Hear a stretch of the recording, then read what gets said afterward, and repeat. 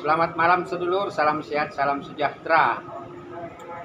Ini kalau bicara bisnis sedulur, tentu ini banyak elemen dan juga faktor-faktor yang harus kita pertimbangkan.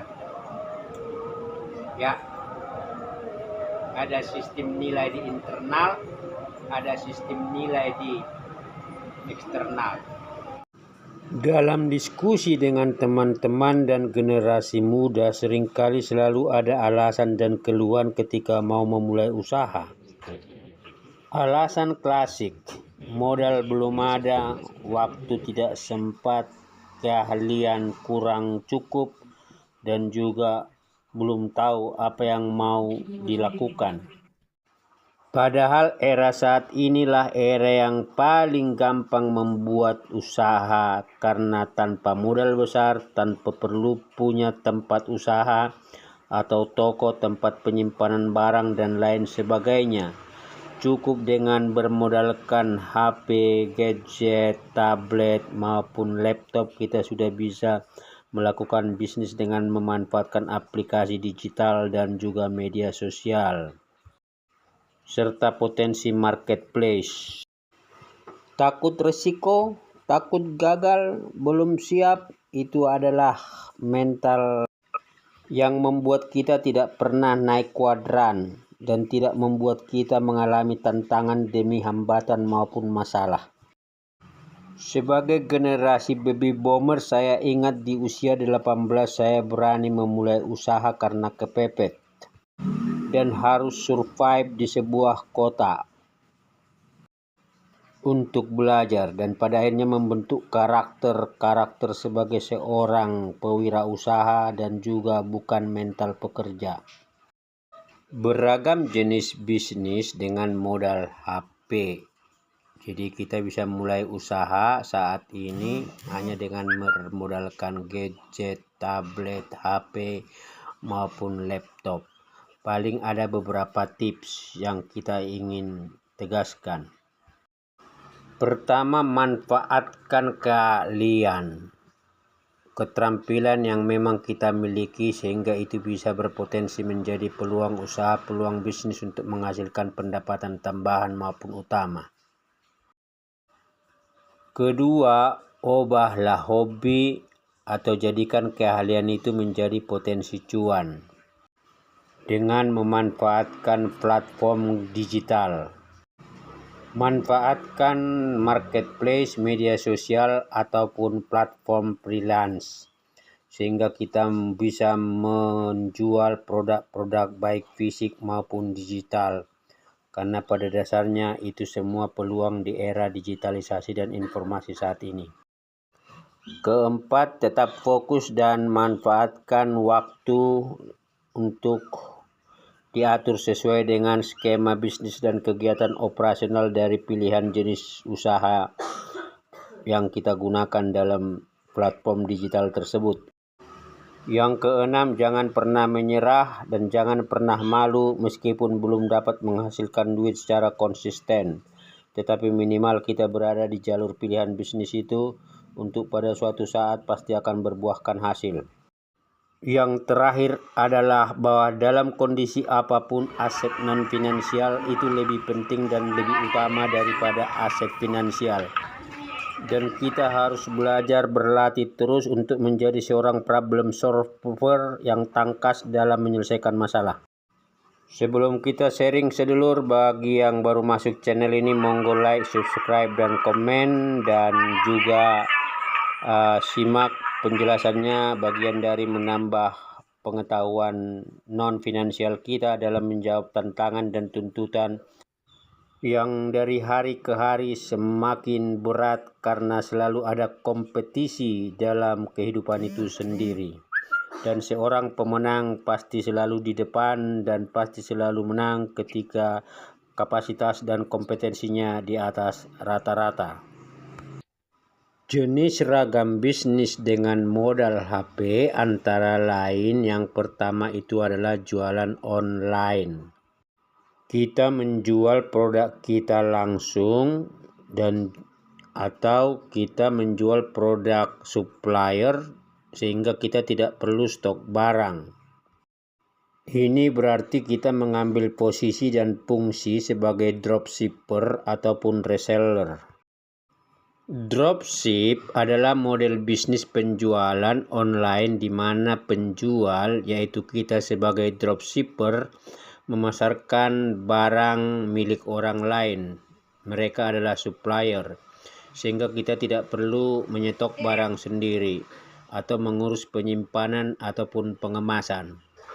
Artinya, ketika ada pesanan, dropshipper meneruskan detailnya ke supplier, lalu supplier yang akan mengirimkan produk langsung ke pembeli atas nama dropshipper itu, dan akhirnya menjadikan bisnis ini minim modal dan sangat cocok buat para pemula.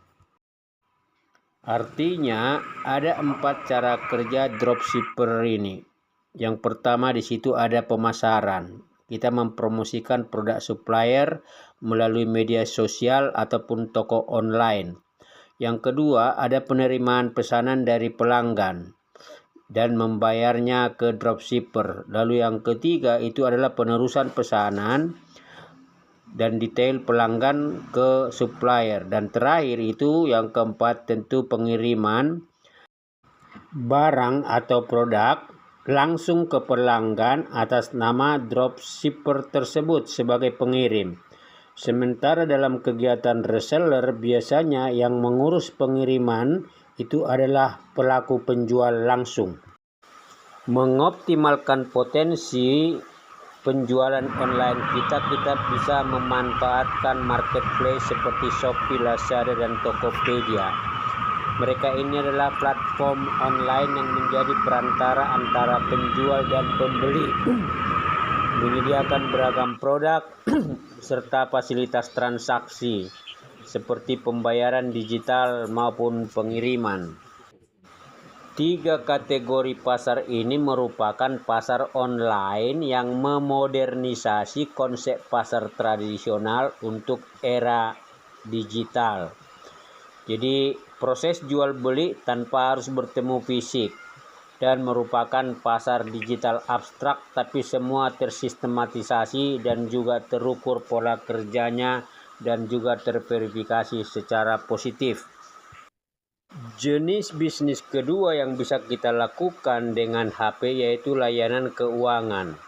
Dalam hal ini kita menjadi agen pulsa atau penyedia paket data, dan kemudian atau kita bisa mengisi saldo dompet digital, membantu isi saldo e-wallet dengan fasilitas OPPO, GoPay, Dana maupun jenis aplikasi layanan keuangan lain seperti yang dikembangkan oleh sistem perbankan.